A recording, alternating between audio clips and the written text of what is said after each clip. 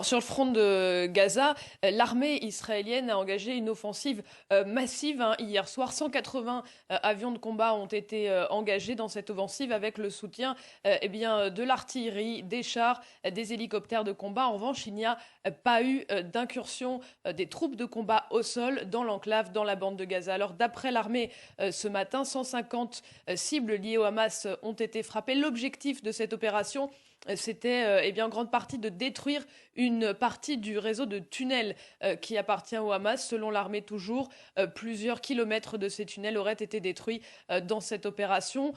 Plusieurs victimes civiles. Cette opération a fait plusieurs victimes civiles, parmi eux un père et ses 3 enfants. Par ailleurs, ce matin, les sirènes d'alerte aux roquettes retentissent toujours dans le sud d'Israël et cette opération militaire israélienne appelée Gardien des murs va continuer dans les prochains jours. Qu'en est-il, Gwendoline, de la situation dans les villes dites mixtes en Israël? Qu'en est-il de cette tension entre juifs et arabes?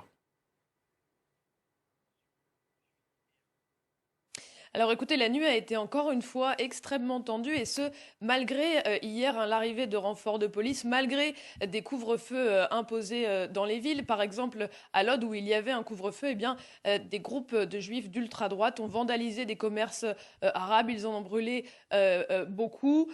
Par ailleurs, dans cette même ville, des émeutiers arabes israéliens, cette fois, ont tiré sur un policier et sur un civil et une synagogue a été brûlée. Donc on le voit, c'est encore extrêmement tendu. Après, il faut comprendre que quand vous allez dans ces villes, ces groupes de juifs d'ultra-droite et ces groupes de jeunes arabes israéliens, ça ne représente pas des milliers de personnes. Ce sont vraiment des petits groupes qui agissent la nuit, mais la police semble avoir le plus grand mal à les contrôler. Alors Benyamin Netanyahou, le Premier ministre, n'a pas exclu de déployer l'armée pour faire face à cette situation, en opposition totale avec son ministre de la Défense qui, lui, s'y refuse parce que déployer l'armée israélienne dans ce cadre-là, à l'intérieur d'Israël, ça veut dire qu'on est dans le cadre d'une guerre civile. C'est pour ça que le ministre de la Défense s'y refuse.